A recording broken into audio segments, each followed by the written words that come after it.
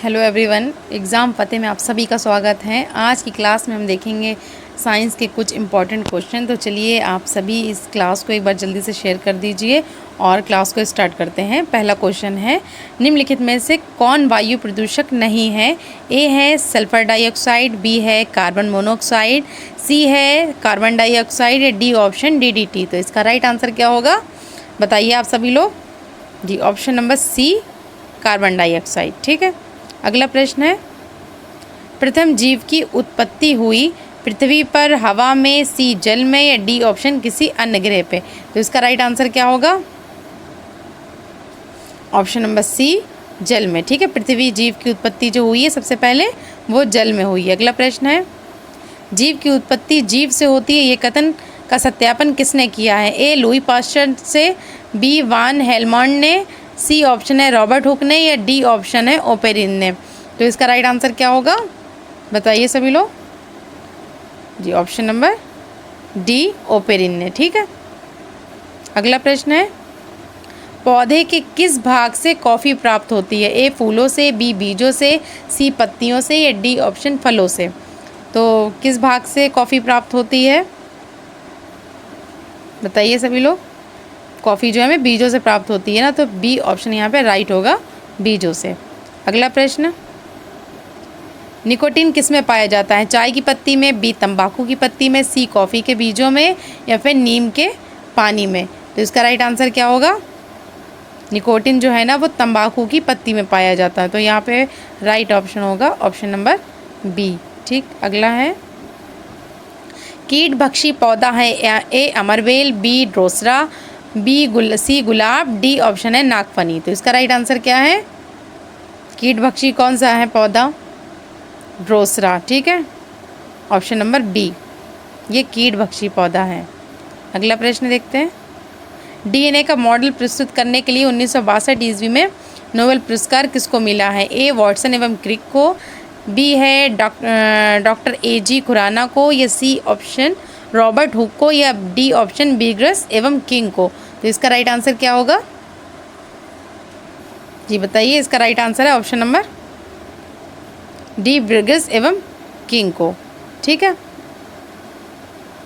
DNA का model प्रस्तुत करने के लिए बिग्रस एवं किंग को 1962 में नोबेल पुरस्कार मिला है। अगला प्रश्न है, आनुवांशिकता के जन्मदाता कौन है? ए लैमार्क, बी डार्विन, सी खुराना या डी मेंडल? तो इसका राइट आंसर क्या होगा? आनुवंशिकता के जो जन्मदाता हैं वो कौन है बताइए जल्दी से। D Mendel. ठीक है, चलिए अगला प्रश्न, आलू क्या है? ए जड़, बी तना, सी फल या फिर बीज? तो आलू क्या होता है बताइए, सभी लोग आंसर देने की कोशिश करिए। ऑप्शन नंबर बी तना। ठीक है, आलू क्या है? ऑप्शन नंबर बी तना। चलिए अगला प्रश्न देखते हैं,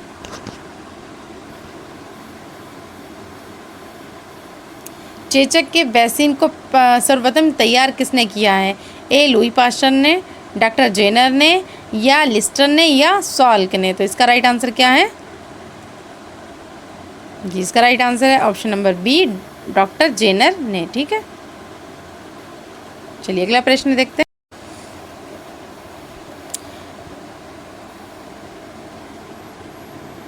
जी निम्नलिखित में से कौन सी बीमारी पर काबू पा लिया गया है? ए टीबी पर, ठीक है, बी कैंसर पर, सी जोड़ों के डिसऑर्डर पर या डी ऑप्शन मस्तिष्क के डिसऑर्डर पर?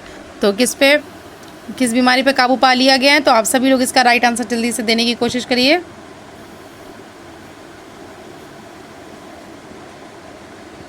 जी, इसका राइट आंसर है ऑप्शन नंबर ए टीबी पर। ठीक है, टीबी पर जो है ना वो काबू पा लिया गया है। अगला प्रश्न देखते हैं,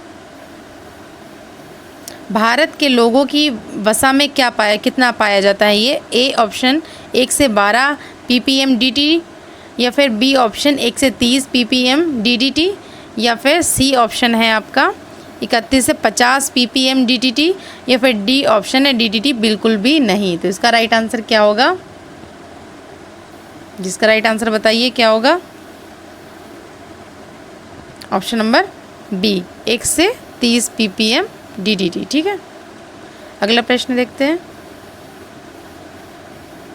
प्राकृतिक कीटनाशक एजाडिरकटिन प्राप्त होता है? एक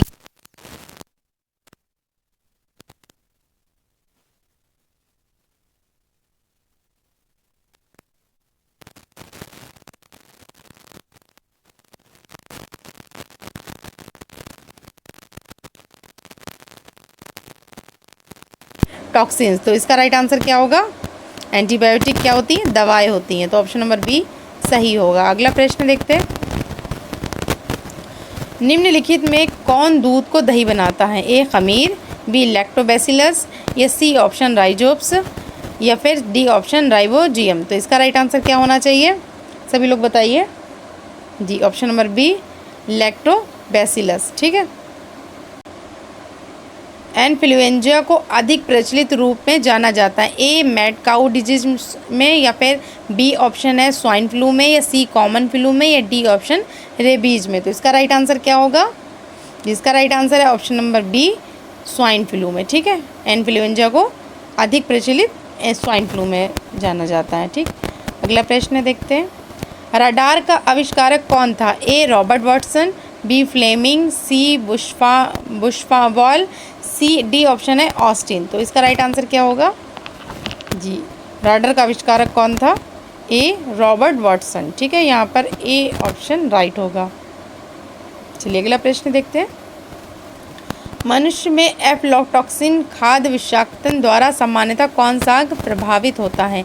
ए हृदय, बी फेफड़ा, सी वृक्क, या डी ऑप्शन यकृत। तो इसका राइट आंसर क्या होगा? जिसका right answer option number D यकृत। मनुष्य में जो एफ्लॉटॉक्सिन होता है खाद्य विषाक्तन, तो उसके द्वारा क्या होता है सामान्यतः प्रभावित? यकृत। ठीक है। चलिए अगला प्रश्न देखते हैं। निम्नलिखित में से विटामिन में कोबाल्ट होता है? विटामिन B6 में, विटामिन B2 में, विटामिन B1 में, या B12 में। तो इसका राइट आंसर क्या होगा? विटामिन में कोबाल्ट किस? तो विटामिन B12 में होता है। इसका यही राइट आंसर है। अगला प्रश्न देखते हैं। इनमें से जो रक्त दाब का मापक यंत्र है वो कौन सा है? ए स्फेरोमीटर, बी एनीमोमीटर, सी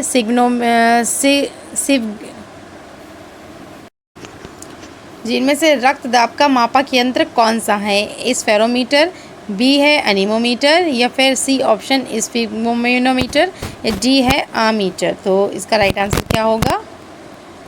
जी ऑप्शन नंबर यहाँ पे इसका राइट है स्फिग्मोमेनोमीटर। ठीक है। चलिए अगला प्रश्न देखते हैं।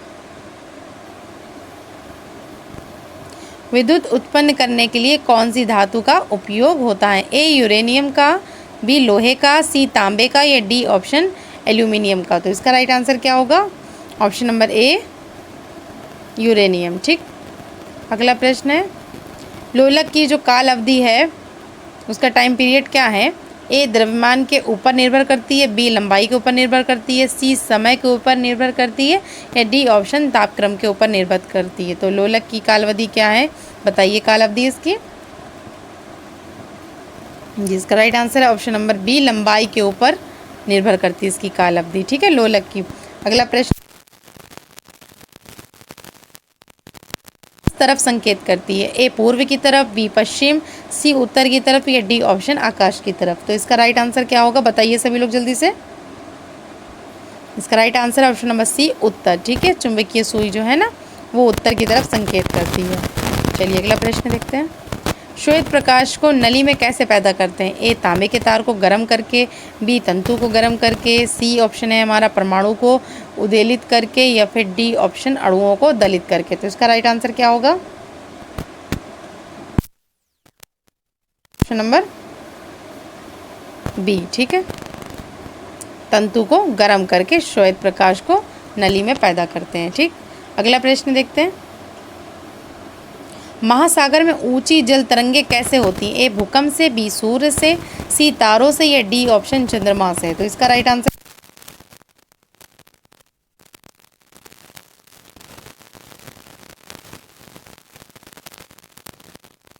कमरे को ठंडा किया जा सकता है पानी के बहने से, बी ऑप्शन है संपीड़ित गैस को छोड़ने से, या सी ऑप्शन रसोई गैस से। आंसर क्या होगा?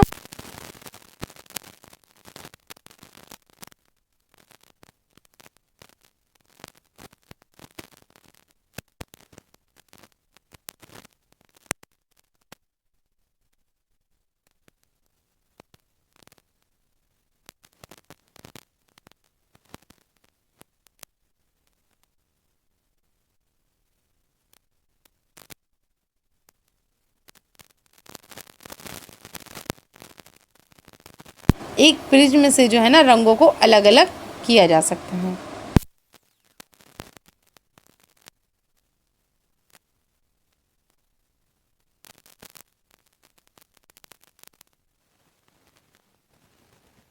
एक रेखा में हो तथा बृहस्पति उस रेखा में ना हो, तो इसका राइट आंसर बताइए क्या होगा। जी, इसका राइट आंसर है ऑप्शन नंबर ए, चंद्रमा जब बीच में होता है तब जो है सूर्य ग्रहण होता है। ठीक है, चलिए अगला प्रश्न देखते हैं। सबसे छोटा दिन कब होता है? ए 23 दिसंबर को, बी 23 सितंबर को, सी ऑप्शन है 23 जून को, या डी ऑप्शन 23 अप्रैल को। तो इसका राइट आंसर क्या होगा? इसका राइट आंसर बताइए सभी लोग। ए 23 दिसंबर को सबसे छोटा दिन होता है। ठीक है, अगला प्रश्न देखते हैं। सोने को घोला जा सकता है? ए सल्फ्यूरिक एसिड में, बी नाइट्रिक एसिड में, सी ऑप्शन है 3 भाग हाइड्रोक्लोरिक अम्ल तथा 1 भाग नाइट्रिक अम्ल में, या फिर डी ऑप्शन हाइड्रोक्लोरिक एसिड में। तो इसका राइट आंसर क्या होगा? जिसका राइट आंसर है ऑप्शन नंबर सी, 3 भाग हाइड्रोक्लोरिक अम्ल तथा 1 भाग नाइट्रिक अम्ल में। ठीक है, चलिए